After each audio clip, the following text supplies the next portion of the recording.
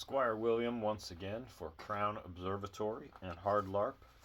Here to talk about Da Jiao and its correct application. This is the brand I use. The packaging is not usually so generic. It's as if they got on back order, ran out of labels, and made something up last minute. It is called Stocking Up, and it is from orientalherb.com. Can't recommend it enough. It works. Okay, let's look at how to apply it and some properties of the Jiao. First of all, when you mix Jiao with anything else, it takes away the properties of the Jiao.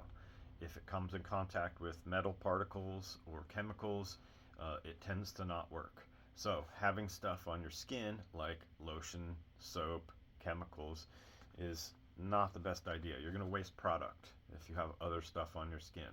Also, you don't want to wash your skin first. Leave the natural skin oils on it. They act as a conveyance.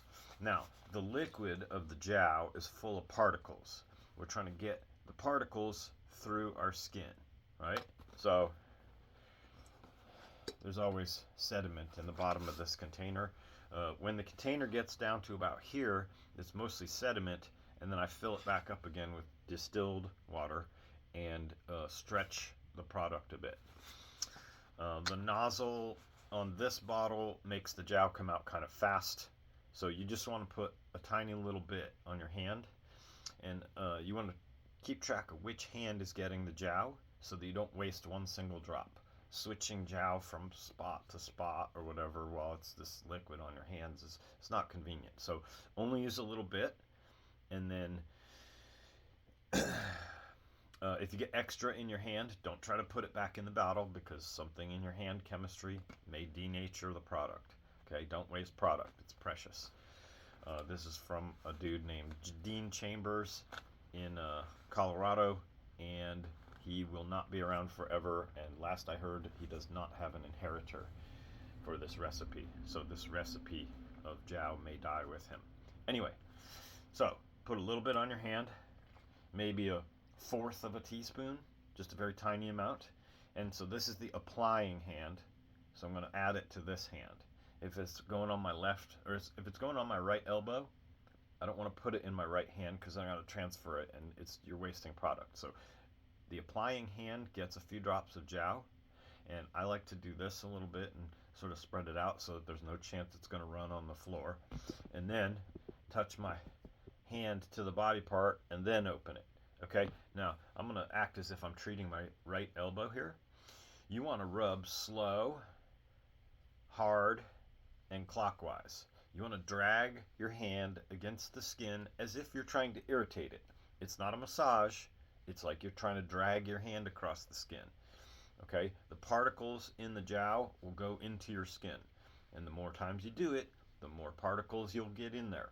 Once the Jiao hits, you're pushing it into your epidermis. Once it hits your dermis and your fascia, it goes right into where it needs to go. So the human skin is designed to keep stuff out, right? We are overriding one of the body's natural processes. When the Jiao is tacky, almost dry, add another few drops. Putting a whole giant tablespoon on all at once is not the way. You're going to waste product. Put a few drops on and then rub it in, making sure that you shove or chafe the particles into your skin. Again, anywhere on the body where you apply the Jiao, go clockwise. The left hand goes towards the thumb, like I'm doing now. The right hand goes towards the pinky. Okay, rub slow, hard, and clockwise. Drag your hand across the skin as if you're trying to irritate it. If you're treating a joint, it helps a lot to bend the joint while you're treating it. And for an elbow, you can do it this way, or you can do it this way. Slow, hard, and clockwise. Making sure there are no chemicals, lotions, soaps, etc. on your skin, either on your hand or on the body part you're treating. All right, that's basically the gist of it. If you apply Jiao, they say for a severe injury, like a bone break that's healing or an old surgery that's hurting you or a severe sprain, they say an hour of rubbing a day So minutes matter, time matters. An hour of rubbing a day is appropriate for a severe or emergency problem. So when it gets tacky, add a little more.